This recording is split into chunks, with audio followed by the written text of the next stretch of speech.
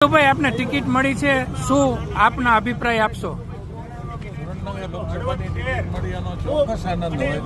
મને સૌથી આનંદ એ છે કે મોદી સાહેબના શાસનકાળમાં મને ટિકિટ મળી અને મોદી સાહેબ જે આ ભારત દેશને જે સ્થિતિએ લઈ જવા માગે છે એનો હું ભાગ બનવાનો છું.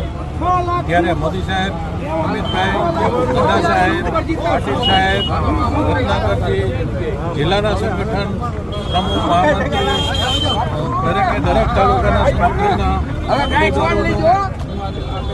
દિલથી ખૂબ ખૂબ આભાર માનું છું. અને આ તકે એ પણ કહું છું કે સુરેન્દ્રનગર જિલ્લામાં હું ચૂંટાઈને આવ્યો પછી સુરેન્દ્રનગર જિલ્લાને ડાઘ પડે એવું કામ ક્યારેય નહીં કરવું એની આ તકે ખાતરી પણ આપું. ભારત માતા કે ચંદુભાઈ કા જય શ્રી રામ,